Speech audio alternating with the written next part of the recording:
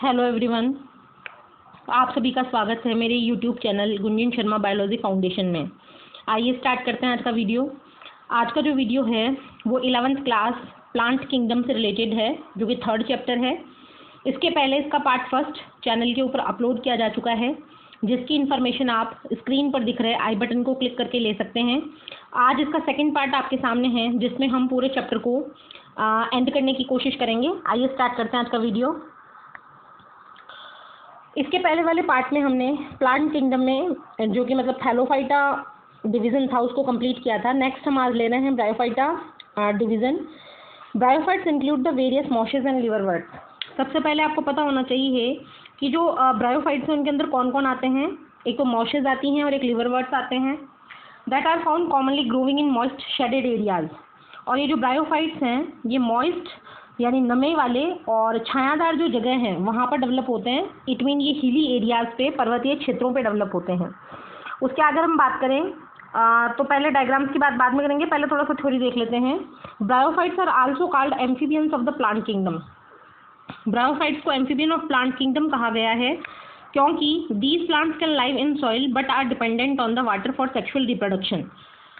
क्योंकि ये प्लांट जो है वो अपने लाइफ को स्पान तो करते हैं सॉइल के ऊपर, लैंड के ऊपर, बट अपने सेक्सुअल रिप्रोडक्शन के लिए ये जो हैं डिपेंड करते हैं वाटर के ऊपर। तो इस तरीके से इनकी ज़िंदगी के दो पहलू होते हैं, एक होता है सॉइल पर और एक होता है वाटर में। तो एम्फी का मतलब होता है ड्यूल, बायोस का मतलब होता है लाइफ, यानी अपने लाइफ के अंदर दो लाइफ जीते हैं, तो इसलिए इनको amphibians of the plant kingdom कहा गया है।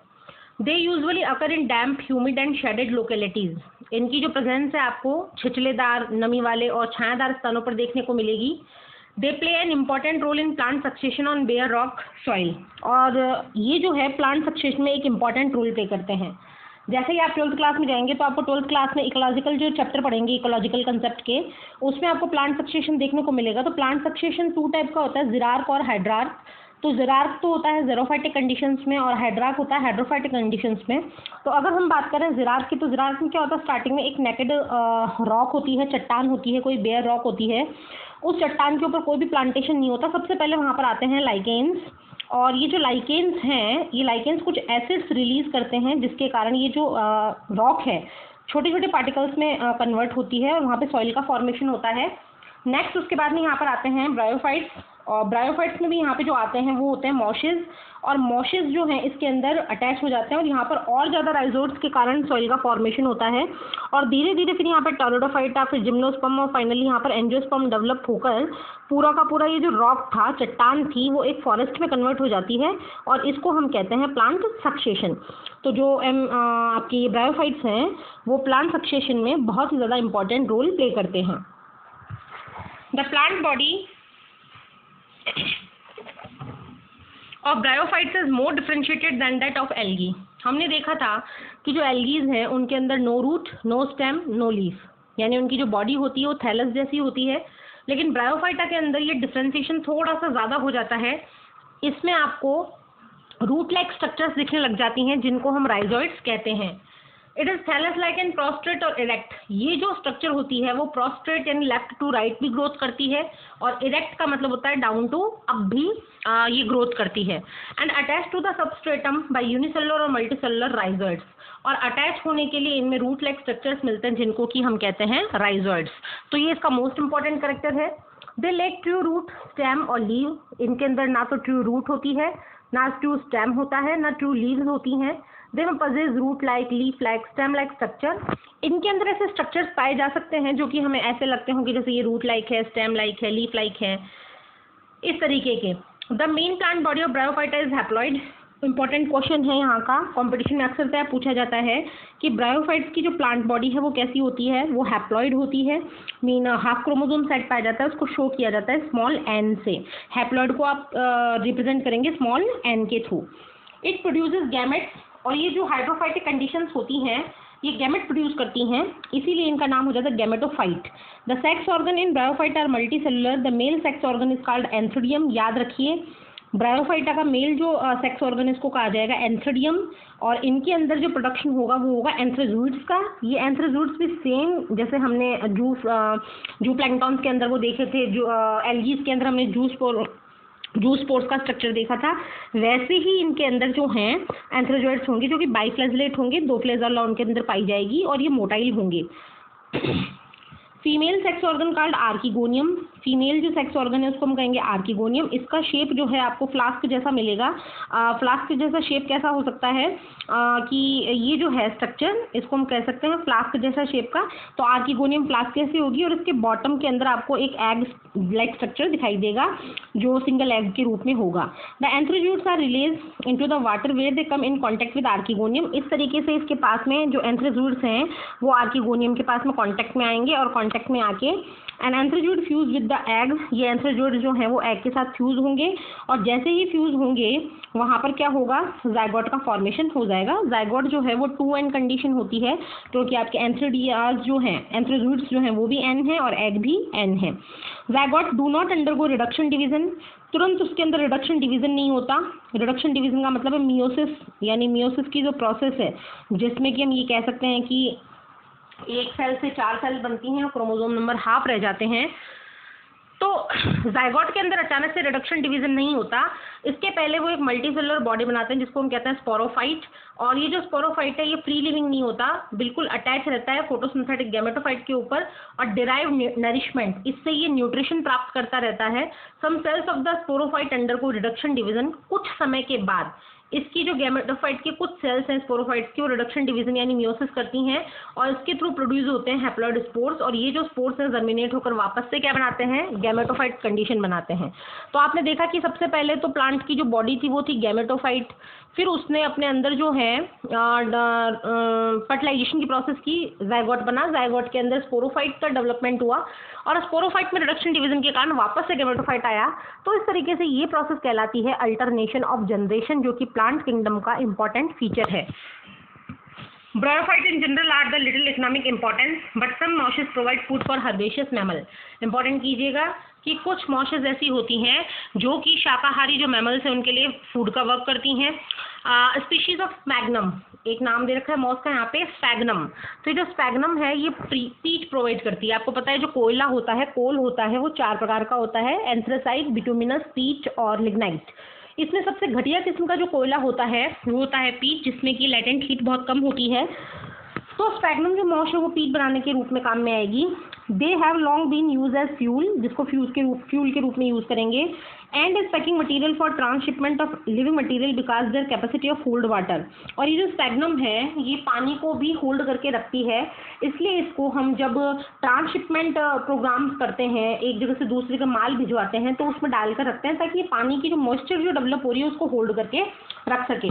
Masses along with lichens are the first organism to colonise rock. अभी भी मैंने आपको जीरा कंडीशन में एग्जांपल देके बताया था कि एक नग्न चट्टान होती है, बेयर रॉक होती है, उसके ऊपर सबसे पहले आते हैं लाइकेन, देन उसके बाद में ब्रायोफाइट, देन उसके बाद में pteridophyte, then gymnosperm, then angiosperm. तो इनके साथ में ये जो है कॉलोनाइज करती हैं रॉक के ऊपर, इसलिए इनका ग्रेट इकोलॉजिकल इंपॉर्टेंस है। दे डिकम्पोज रॉक, ये रॉक यानी कि चट्टानों को तोड़ती है, सबस्ट्रेट बनाती है जहां पर हाई प्लांट्स आकर सर्वाइव करते हैं। Since mosses form dense mat of the soil, mosses जो है इस तरीके से एक दरी पट्टी बना लेती है सॉइल के ऊपर कि वो क्या करती हैं, चाहे कितना भी बारिश का पानी उस मिट्टी के ऊपर गिरे लेकिन सॉइल इरोजन को वो नहीं होने देती। इस तरीके से ये सॉइल इरोजन को भी प्रिवेंट करती है। तो हम ब्रायोफाइट्स को 2 टाइप्स में डिवाइड करते हैं, एक तो करते हैं लिवरवर्ट्स और एक करते हैं मॉसेस में। तो सबसे पहले हम लिवरवर्ट्स को देखते हैं।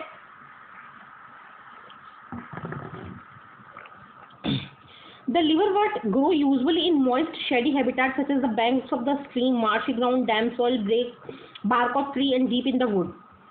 कहाँ कहाँ liverwort मिलेंगे? Moist में मिलेंगे, shady habitats में मिलेंगे, streams नालों के जो बैंक किनारे हैं वहाँ मिलेंगे, दलदली क्षेत्रों में मिलेंगे, और जो ट्रीज की बात है वहाँ पर मिलेंगे, वुड्स के ऊपर मिलेंगे। इसकी जो प्लांट बॉडी होगी लिवरवर्ट की वो भी थैलॉइड होगी, mean no root, no stem, no leaf, but rhizoids पाए जाएंगे। जो लिवरवर्ट का जो एग्जांपल है वो है मार्केंशिया। तो याद कर लीजिए आप, इसका एग्जांपल जो है मार्केंशिया है। थोड़ा सा डायग्राम में हम देखते हैं कि मार्केंशिया कैसा होगा। ये मार्केंशिया आपको शो किया गया है। इसमें मार्केंशिया जो है वो यूनिसेक्सुअल है, मीन इसका जो मेल प्लांट अलग रहता है और फीमेल प्लांट अलग रहता है। तो इसमें देखिए कि आर्किगोनिया, हमने कहा था फीमेल रिप्रोडक्टिव ऑर्गन क्या कहलाता है, आर्किगोनिया। तो जो आर्किगोनिया 4 पाया जाता है तो ये फीमेल मार्केंशिया है, और एंथ्रोडियो 4 पाए जाने के कारण ये मेल आर्किगोनिया है। और कभी कभी वेजिटेटिव प्रोपागेशन के लिए इनमें जैमा कप्स भी पाए जाते हैं। ये राइजोइड्स हैं जिनके थ्रू ये जमीन से चिपका हुआ है, अटैच हुआ है। तो ये मार्केंशिया है जिसको हम कहते हैं लिवरवर्ट। नेक्स्ट उसके बाद में मार्केंशिया के बाद की बात की जाए, द थैलस इज डॉर्सिवेंट्रल। ये थैलस जो है डॉर्सिवेंट्रल होगा, यानी डॉर्सल और वेंट्रल सरफेस से बिल्कुल चिपका हुआ होगा। And closely appressed to the substrate, बिल्कुल सबस्ट्रेट से चिपक जाएगा। The leafy member have tiny leaf like appendages. इसमें छोटी छोटी पत्तियों जैसे आपको स्ट्रक्चर्स दिखाई देंगे। असेक्सुअल रिप्रोडक्शन जो होता है लिवरवर्ट्स का, वो फ्रेगमेंटेशन के थ्रू भी हो सकता है, और कभी कभी इनके अंदर स्पेशल स्पोर्स बनते हैं जिनको हम कहते हैं जैमा, और प्लूरल कहेंगे तो जैमी। अब ये जेमीज क्या होते हैं, इसके ऊपर आपके जो कॉम्पिटिशन है उसमें बहुत इंपॉर्टेंट क्वेश्चन बनते हैं। तो ये जो पैराग्राफ है आपके लिए बहुत ज़्यादा इंपॉर्टेंट हो जाता है। जैमा आर ग्रीन, जैमा ग्रीन कलर के होते हैं, मल्टी सेलुलर होते हैं, असेक्सुअल बर्ड्स होती हैं which develop in small receptor called जैमा कप, जो कि जैमा कप में डेवलप होते हैं, थैलाई के ऊपर प्रेजेंट रहते हैं। The gemmae become detach from parent body and germinate from new individual during sexual reproduction. जब तक आपके लिए हम ये कह रहे हैं कि मार्केंशिया के ऊपर अनफेवरेबल कंडीशन है, तब तक जैमा कप उस प्लांट से चिपका रहेगा, और जैसे ही अनुकूल परिस्थितियां फेवरेबल कंडीशंस आएंगी, वो जैमा कप उस ब्रायोफाइटा से अलग हो जाएगा। During sexual reproduction male and female sex organs are produced either on the same or different thalli. अब क्या होता है कि हो सकता है कि मेल और फीमेल जो प्लांट हैं, फ्लावर हैं, वो एक थैलाई पे डेवलप हो या अलग अलग पे हो। स्पोरोफाइट जो है वो डिफरेंशिएट होगा फुट, सीटा और कैप्सूल में। तो ये याद रखिए हमेशा, स्पोरोफाइट 3 भागों में डिवाइड होता है, foot, seta and capsule. After meiosis spores are produce within the capsule, capsule के अंदर स्पोर्स बनेंगे और ये स्पोर्स वापस से बना देंगे आपका गैमेटोफाइट। तो इस तरीके से अल्टरनेशन जनरेशन होगा। सबसे पहले गैमेटोफाइट था, उसने स्पोरोफाइट बनाया और स्पोरोफाइट ने वापस से क्या बना दिए, गैमेटोफाइट। तो अब नेक्स्ट हम देख रहे हैं उसके बाद में मोशेस। तो मोशेस के ऊपर हम बात करने के पहले इससे आते हैं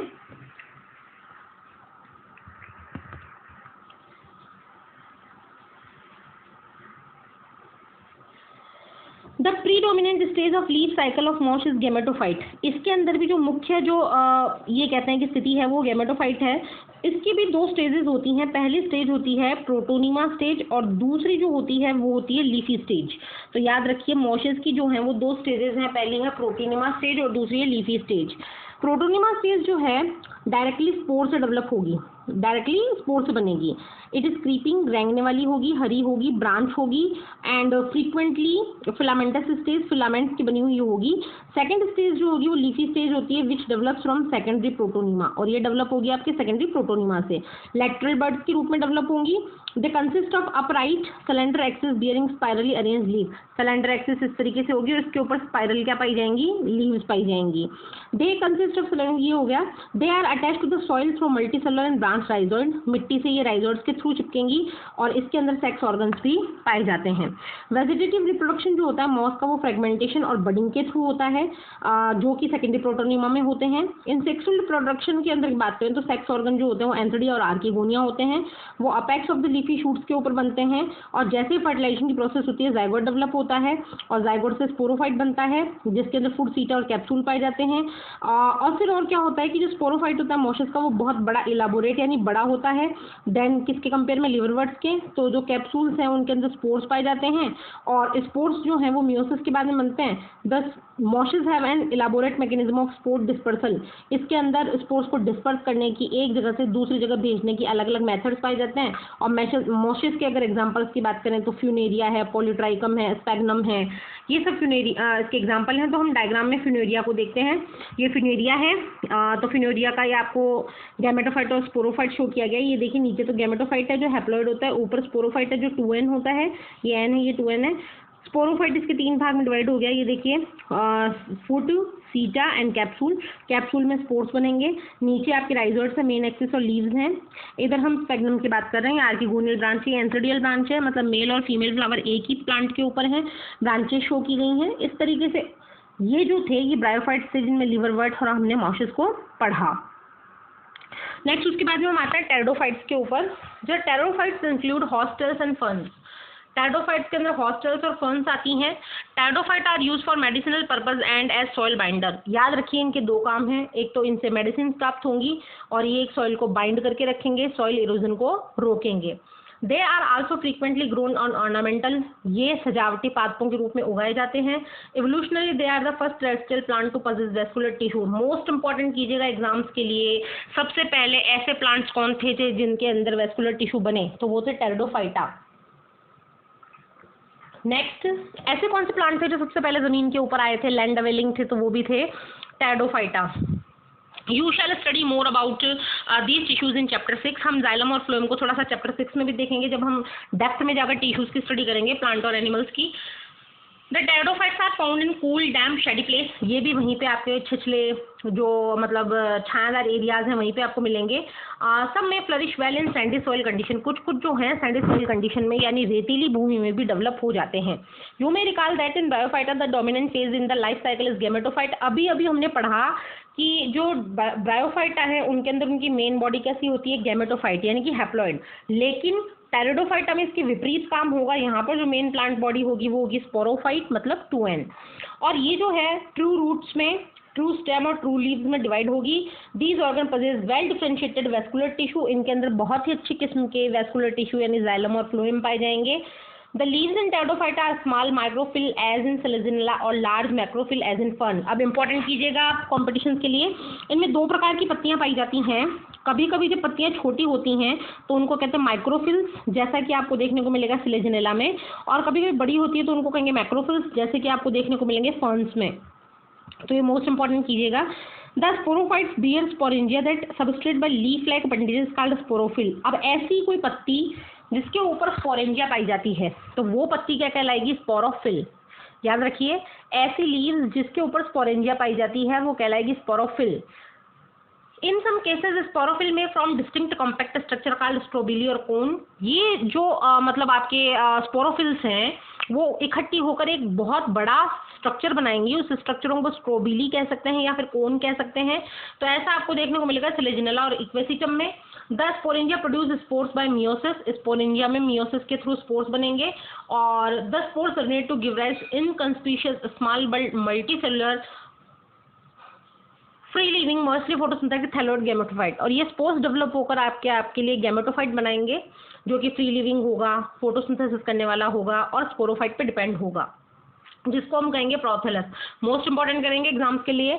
एग्जाम्स में क्वेश्चन पुटअप होता है कि प्रोथेलस क्या है, तो आप लिखेंगे फोटोसिंथेटिक स्मॉल इनकंस्पीशियस थैलोइड गैमेटोफाइट क्या कहलाता है, प्रोथेलस कहलाता है। These gametophytes required cool, damp, shady places to grow because the specific restriction requirement and need of water for fertilization। ये जो गेमेटोफाइट है हर जगह डेवलप नहीं हो सकता क्योंकि इसको डेवलप होने के लिए पानी की आवश्यकता है, फर्टिलाइजर के लिए पानी की आवश्यकता है। यही रीजन है कि the spread of living pteridophyte is limited, कि जो टेरिडोफाइट्स थे उनका जो मतलब स्प्रेडिंग था वो बहुत लिमिटेड रहा, रेस्ट्रिक्ट रहा, और उनका जो मतलब एक तरीके से ट्रांसफर था या उनका जो फैलाव था वो एक छोटे से जियोग्राफिकल रीजन में ही रह गया। The gametophytes bear male and female sex organ called antheridia and archegonia. Same इनके अंदर फीमेल रिप्रोडक्टिव होंगे ऑर्गन्स होंगे। मेल रिप्रोडक्टिव ऑर्गन होगा एंथ्रिडिया और दूसरा फीमेल होगा आर्किगोनिया। वाटर जो है ट्रांसफर ऑफ इंटरग्रूड्स के लिए इंपॉर्टेंट होगा। जो मेल गेमेट होंगे वो रिलीज किए जाएंगे एंथ्रिडिया से, और कहाँ रिलीज किए जाएंगे, आर्किगोनिया के माउथ पे। वहीं पे मेल और फीमेल का क्या होगा, फर्टिलाइजेशन होगा और फॉर्मेशन हो जाएगा जाइगोट का। जाइगोट जो है मल्टीसेलुलर वेल डिफरेंशिएटेड वापस से स्पोरोफाइट बनाएगा जो कि डोमिनेंट फेज होती है किसकी, टेरिडोफाइट्स की। In majority of these pteridophytes are the spores of similar kind. लगभग 99% केसेस के अंदर तो जो स्पोर्स बनते हैं वो सेम शेप के बनते हैं, उनको हम कहते हैं होमोस्पोरस। होमो यानी समान, स्पोर्स यानी स्पोर्स, जैसे कि सिलेजिनेला और साल्विनिया। सॉरी, सिलेजिनेला साल्विनिया नहीं, मोस्ट ऑफ जो 99% केसेस होते हैं उनके अंदर तो जो स्पोर्स हैं वो समान शेप के होते हैं, तो उनको हम कहते हैं होमोस्पोरस। लेकिन दो ऐसे जीनस हैं टेरिडोफाइट्स के जिनमें एक तो नाम आ रहा है साल्विनिया और एक है Selaginella, which produce 2 kind spore, जिनके अंदर 2 प्रकार के स्पोर बनते हैं। पहला तो बनता है लार्ज मैक्रो और दूसरा बनता है स्मॉल माइक्रो, और इनको हम कहते हैं हेट्रोस्पोरस। तो याद रखिए, बार बार में कॉम्पिटिशन के अंदर एग्जाम्स में क्वेश्चन आता है कि कि जो मतलब हैं कुछ प्लांट्स 99% जो प्लांट्स होते हैं टेरिडोफाइट्स के, उनके अंदर तो होमोस्पोरस कंडीशन होती है, बट साल्विनिया और जो सिलेजनेला है उसके अंदर ऐसी स्थिति आती है कि कुछ स्पोर्स तो लार्ज होते हैं जिनको हम कहते हैं मैक्रोस्पोर्स, और कुछ होते हैं माइक्रोस्पोर्स। तो ये दो आपको नाम याद रखने हैं, सिलेजनेला और Salvinia. The megaspore and microspore germinate and give rise to female and male gametophytes. जब मेगास्पोर डेवलप होंगे तो फीमेल गेमेटोफाइट बनेगा और माइक्रोस्पोर बनेगा male gametophyte. The female gametophyte is these plant are retain on the parent sporophyte. तो जो female gametophyte है वो स्पोरोफाइट से जुड़ा हुआ रहता है, और इस तरीके से क्या होगा कि the development of the zygote into young embryo takes place within female gametophyte. तो जाइगोट से एम्ब्रियो का जो बनना है वो फीमेल गेमेटोफाइट के अंदर होगा, और ऐसा होना सीड हैबिटेट के लिए प्रिकर्सर की तरह बिहेव करता है। मतलब इस प्रोसेस के कारण ही प्लांट्स के अंदर सीड बनना स्टार्ट हो पाए थे नेक्स्ट जिम्नोस्पर्म डिवीजन में। तो टेरिडोफाइटा जो हैं उनको हमने क्लासिफाई किया है 4 क्लासेस में। पहला है साइलोप्सिडा, जिसका उदाहरण आपको याद करना है साइलोटम। दूसरा है लाइकोप्सिडा, जिसका उदाहरण आपको याद करना है सिलेजनेला और लाइकोपोडियम। थर्ड है स्फिनोप्सिडा, जिसको याद करना है एक्विसिटम। और नेक्स्ट है टेरोप्सिडा, जिसको ड्रायोप्टेरिस और एडियंटम, आपको इसके नाम याद करने हैं। डायग्राम की हम बात करें तो जो पहला डायग्राम आपको शो कर रखा है ऊपर से वो है सिलेजनेला। ये सिलेजनेला है जिसका स्टेम, लीव और रूट दिखा रखे हैं। नेक्स्ट है इक्विसिटम, जिसके राइजोइड्स हैं, ब्रांच है, इंटरनोड, नोड और स्ट्रोबिलस यानी जिसमें स्पोर्स बनेंगे, वो भी आपको शो किया हुआ है। थर्ड जो है फर्न, ये फर्न की स्ट्रक्चर है। और ये साल्विनिया, अभी हमने बात की थी सिलेजना और साल्विनिया की, ये हेट्रोस्पोरस स्पीशीज होती है जिसके अंदर 2 टाइप के स्पोर्स बनते हैं, मैक्रोस्पोर्स और माइक्रोस्पोर्स। नेक्स्ट हम लेते हैं जिम्नोस्पर्म। तो जो जिम्नोस्पर्म है, जिम्नोज का मीन्स होता है नेकेड और स्पर्मा का मतलब होता है सीड्स। इनके अंदर जो सीड्स होते हैं वो नेकेड होते हैं, नग्न होते हैं, और इनके जो ओव्यूल्स होते हैं वो किसी भी ओवरीवाल से कवर नहीं रहते, एक्सपोज रहते हैं, खुले हुए रहते हैं। बिफोर फर्टिलाइजेशन भी खुले हुए रहते हैं, आफ्टर फर्टिलाइजेशन भी खुले रहते हैं। The seeds develop post fertilization are not covered, are naked, इसीलिए इनको हमने कहा जिम्नोस्पर्म। और इनके अंदर मीडियम साइज के स्मॉल ट्रीज भी आते हैं, टाल ट्रीज भी आते हैं और श्रब्स भी आते हैं। One of the gymnosperm the giant redwood tree sequoia, ये याद रखना है आपको नाम इसका, जियांट रेडवुड ट्री सिकोया, ये सिकोया नाम याद रखना है। Is one of the tallest tree species, ये इंपॉर्टेंट है, एग्जाम्स में पूछा जाता है।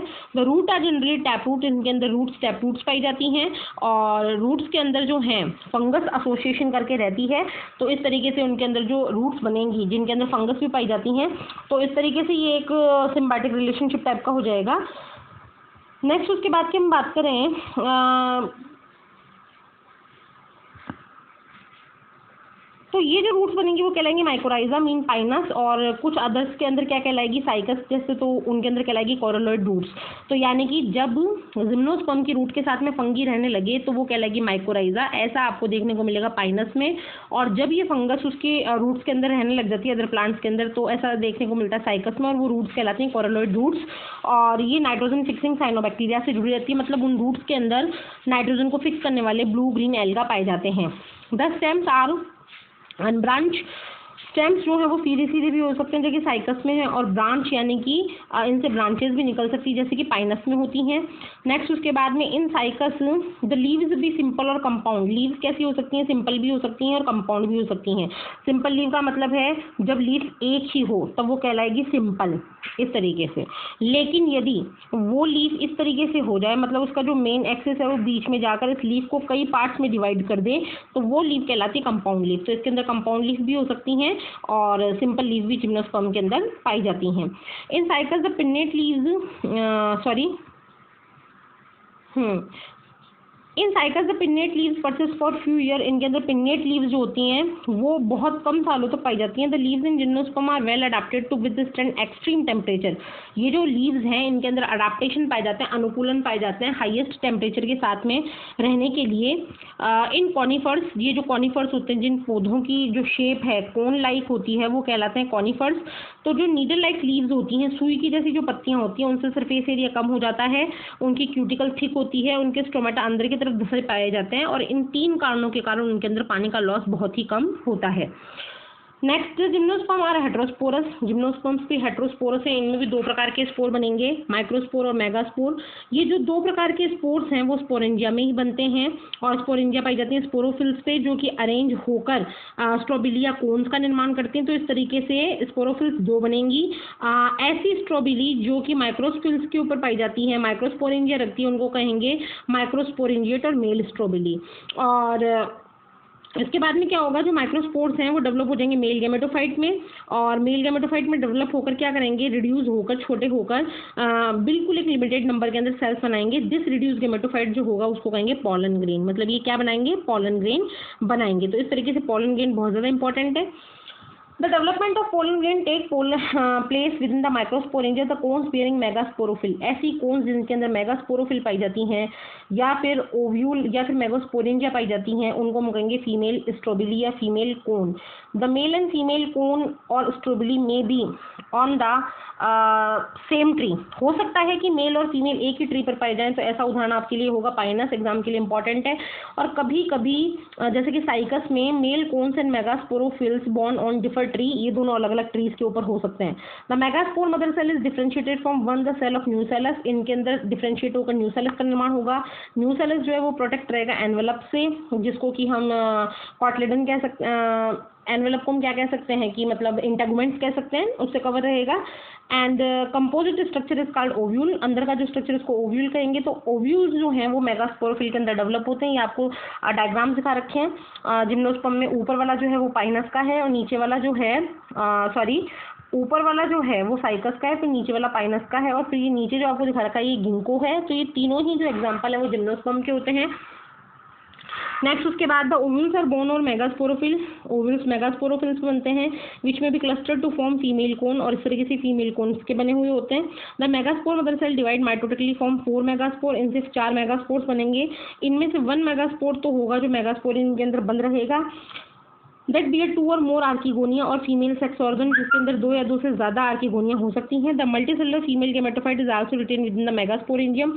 Unlike bryophyte and pteridophyte in gymnosperm, the male and female gametophyte do not have an independent free living existence. तो मतलब जैसे आपने ब्रायोफाइटा और टेरिडोफाइटा में देखा, वैसे जिम्नोस्पर्म के अंदर फ्री एग्जिस्टेंस नहीं होता, स्वतंत्र रहने का तरीका नहीं आता। They remain with in the sporangia. ये किसके अंदर रहते हैं, स्पोरेंजिया के अंदर रहते हैं। The pollen grain is release from the microsporangium. Pollen grain किससे निकलता है, माइक्रोस्पोरेंजियम से, और वो एयर के थ्रू या फिर वाटर के थ्रू या किसी और एजेंसी के थ्रू जो है ओव्यूल्स तक पहुंचता है।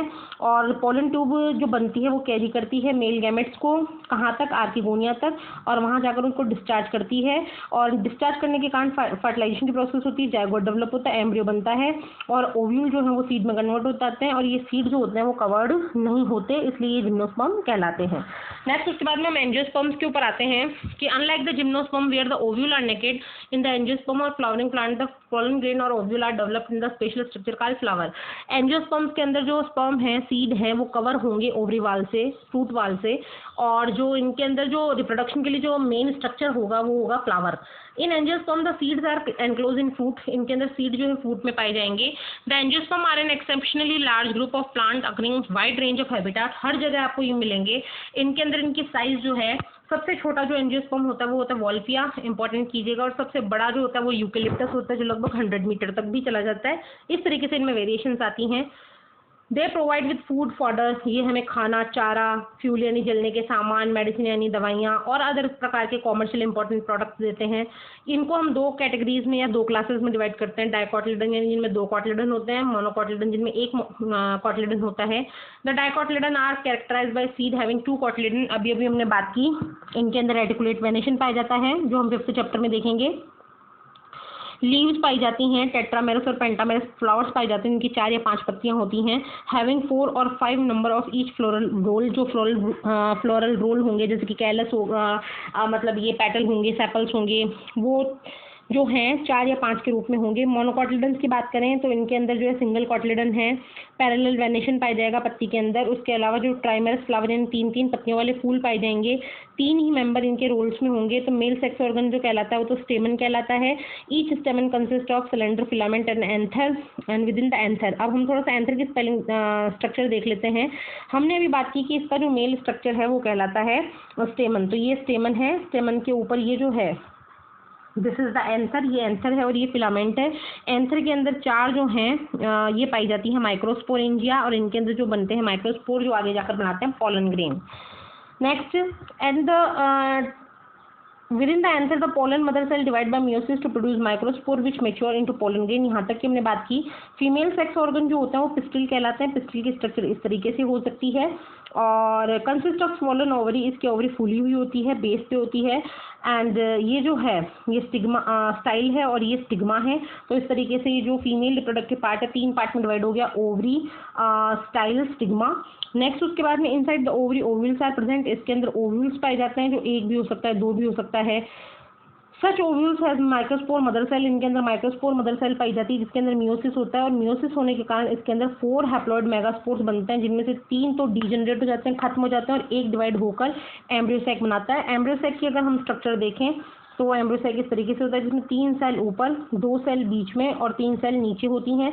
ये 3 नीचे वाली सेल कहलाती हैं एंटीपोडल, 2 बीच में पोलर न्यूक्लियाई, 2 ऊपर के सिनर्जिड और 1 बीच का कहलाता है एग सेल। तो इस तरीके से ये फॉर्मेशन होता है इसके अंदर। तो हम ये कह सकते हैं कि जो एम्ब्रियोसैक बना उसके अंदर 3 सेल मिलकर बनाती हैं, 3 सेल से मिलेंगी वो बनाएंगी एग अपरेटस। एग अपरेटस के अंदर 3 सेल्स कौन सी होंगी? 2 तो होंगी आपके सिनर्जिड और 1 होगा एग सेल, 2 बीच में पोलर न्यूक्लियस और फिलहाल नीचे की 3 तरफ एंटीबॉडी। तो जो पहला मेल गैमेट होगा वो पोलर न्यूक्लियस से फ्यूज होकर बनाएगा secondary nucleus. Pollen grain after dispersal from anther are carried by wind or various other agencies to stigma of pistil। तो इस तरीके से हम ये कह सकते हैं कि अगर ये स्टेमन है और ये स्टिग्मा है तो जो पोलन ग्रेन्स थे वो एयर के थ्रू या वाटर के थ्रू कहाँ पर आ जाएंगे? स्टिग्मा के ऊपर तक आ जाएंगे। ये प्रोसेस कहलाती है pollination. The pollen grain germinate on the stigma and the result pollen tube grow through the tissues of stigma and style and reach the ovule. तो इस तरीके से मगर मैं ये कहूँ कि यहाँ से एक पोलन ट्यूब डेवलप हो रही है तो वो अपने साथ में कितने मेल गैमेट ला रही है? 2 मेल गैमेट ला रही है और जैसे ही 2 मेल गैमेट्स आते हैं उनको डिस्चार्ज कर देती है। 1 गैमेट तो फ्यूज हो जाता है एग सेल से जिसको हम कहते हैं सिंगेमी और दूसरा हो जाता है पोलर न्यूक्लियस के साथ में जिसको हम कहते हैं ट्रिपल फ्यूजन और इसकी वजह से बनता है पेन जिसको हम कहते हैं primary endosperm nucleus. Because of these occurrence of 2 fusion, यहाँ पे 2 फ्यूजन हुए, पहला हुआ सिंगेमी, दूसरा हुआ ट्रिपल फ्यूजन। इसी कारण इस प्रोसेस को कहा जाता है डबल फर्टिलाइजेशन और ये यूनिक इवेंट होता है एंजियोस्पर्म्स का। The zygote develop into the an embryo. Zygote जो है वो एम्ब्रियो में डेवलप होता है जिसके अंदर 1 या 2 कॉटलेडन पाए जा सकते हैं। पैन जो है वो एंडोस्पर्म में डेवलप होता है जो आगे जाके नरिशमेंट देने का काम करता है। सिनर्जिड और एंटीपोडल जो है वो डीजनरेट हो जाती हैं और ये जो इवेंट्स है इसमें ओव्यूल्स आगे जाके सीड बनाते हैं, ओवरीज आगे जाके फ्रूट बनाती हैं और लाइफ साइकिल जो है वो इस तरीके से शो होता है जिसमें यहाँ पे आप देख रहे हैं स्टिग्मा है, एंथर है, माइक्रोस्पोरेंजियम से क्या बने माइक्रोस्पोर, मेगास्पोरेंजियम से आपके मेगास्पोर इस तरीके से डेवलप हुआ एम्ब्रियोसैक में। माइक्रोस्पोर पोलन ग्रेन में बने, मेल गैमेट्स पर से 2 मेल गैमेट्स निकल रहे हैं, मेल गैमेट इसके अंदर पहुंचे, एक जाइगोट बना, जाइगोट से एम्ब्रियो और उससे स्पोरोफाइट और इस तरीके से पूरा प्रोसेस स्टार्ट हुआ। प्लांट लाइफ के साइकिल्स की बात करें, अल्टरनेशन ऑफ जनरेशन की बात करें तो ये जो प्लांट्स हैं जिनके अंदर हैप्लॉइड और डिप्लॉइड सेल्स पाई जाती हैं वो माइटोसिस और मियोसिस के थ्रू डिवाइड होती रहती हैं। ये जो एबिलिटी है ये फॉर्मेशन करती है डिफरेंट प्लांट बॉडी का, जो अभी हमने बात की थी। हैप्लॉइड तो होती है गैमेटोफाइटिक और डिप्लॉइड होती है sporophytic. The haploidic plant body produce gamete by meiosis. This plant body represent gametophyte. Following fertilization, the zygote also divide by mitosis to produce diploid sporophytic plant body. Haploid spores are produced in this plant body by meiosis. This in turn divide the meiosis to form a haploid plant body once again. तो मतलब ये कहने की बात है कि in plants के अंदर एक बार तो गेमेटोफाइट बनेगा और एक बार स्पोरोफाइट बनेगा। तो नेक्स्ट हम देख रहे हैं, thus during the life cycle of any sexual reproducing plant there is an alternation of generation। किसी भी प्लांट के जीवन में अल्टरनेशन ऑफ जनरेशन की प्रोसेस आती है between gamete producing haploid gametophyte. और ये जो अल्टरनेशन ऑफ जनरेशन होता है ये किस किस के बीच में होता है? गैमेटोफाइट और स्पोरोफाइट के बीच में होता है। तो अगर हम बात करें कि मतलब जो फर्स्ट टाइप का जो हाउवर डिफरेंट प्लांट ग्रुप है वो कैसे बिहेव करते हैं, तो वो 3 तरीके से बिहेव करते हैं। हम पहले बिहेव की बात कर रहे हैं। Sporophyte generation is represent only by the cell of zygote. ये देखिए पहला वाला डायग्राम, इसमें 2n कंडीशन सिर्फ आपको कहाँ पर दिख रही है? जाइगोट में। यानी इसकी स्पोरोफाइटिक कंडीशन सिर्फ किसके द्वारा रिप्रेजेंट की जा रही है? जाइगोट के द्वारा। These are no free living sporophyte. Meiosis in zygote result in formation of haploid spores। अब देखिए जैसे इसमें मियोसिस की प्रोसेस हुई, मियोसिस से कितनी सेल बनती हैं? 4 और क्रोमोसोम नंबर क्या रह जाते हैं? हाफ। तो 2n का क्या रह गया? n। और ये आगे जाके डेवलप करेगा गैमेटोफाइट को। तो नेक्स्ट ये हम पर गैमेटोफाइट बना, द डोमिनेंट फोटोसिंथेटिक फेज ये डोमिनेंट होता है, फ्री लिविंग होता है और इस तरीके की लाइफ साइकिल कहलाती है हैप्लॉन्टिक लाइफ साइकिल, जिसको कि किस किस में ये चीज़ें पाई जाती हैं? हैप्लॉन्टिक वाली वॉल्वॉक्स जो आपके एल्गी है उसमें, पायरोगायरा है उसमें, और कुछ क्लैमाइडोमोनास की स्पीशीज़ है उनके अंदर हैप्लॉन्टिक लाइफ साइकिल पाया जाता है। और ये हैप्लॉन्टिक लाइफ साइकिल जो है वो कुछ इस तरीके से होता है, और गैमेटोफाइट के अंदर वापस से जब हम गैमेटोजेनेसिस करेंगे तो सिंगेमी होकर वापस ये स्थिति आएगी, और इस तरीके से अल्टरनेशन ऑफ जनरेशन होगा। नेक्स्ट जो हम सेकंड देख रहे हैं वो है diplontic life cycle. Diplontic life cycle में देखिए, on the other extreme it is the type of wherein the diploid sporophyte is dominant. यहाँ पर डिप्लॉइड कंडीशन डोमिनेंट होती है, फोटोसिंथेसिस करने वाली होती है, इंडिपेंडेंट होती है। गैमेटोइक फेज रिप्रेजेंट बाय सिंगल और फ्यू सेल हैप्लॉइड गैमेटोफाइट। इसमें सिर्फ एन कंडीशन आपको कहाँ पर मिलेगी, गैमेटोफाइटिक कंडीशन में मिलेंगी। This kind of life cycle are diplontic. ये लाइफ साइकिल क्या कहलाता है, डिप्लॉन्टिक कहलाता है। ये देखिए यहाँ पे, ये पीछे वाला नहीं था इसका जो हमने कहा, ये थर्ड डायग्राम है, ये सेकंड वाला देखिए। इसमें जो हैप्लॉइड कंडीशंस है वो सिर्फ कहाँ तक, गैमेटोफाइट तक, और मैक्सिमम जो कंडीशंस आ रही हैं वो कैसी आ रही हैं, 2n, यानी इसमें डिप्लॉन्टिक ज़्यादा है और हैप्लॉन्टिक कम है। तो ये जो डिप्लॉन्टिक लाइफ साइकिल है वो फ्यूकस जो एल्गी है वो रिप्रेजेंट करती है। इसके अलावा जिम्नोस्पर्म और एंजियोस्पर्म ये स्थिति पाई जाती है जिनके अंदर गैमेटोफाइटिक जो है वो मल्टीसेलुलर कम होता है, जबकि स्पोरोफाइटिक ज़्यादा होता है। थर्ड जो प्रकार है जिसको हम हैप्लोडिप्लॉन्टिक कहते हैं, तो इसमें हैप्लॉइड कंडीशन जो है इक्वल टाइम के लिए आती है जितने टाइम के लिए डिप्लॉन्टिक आती है।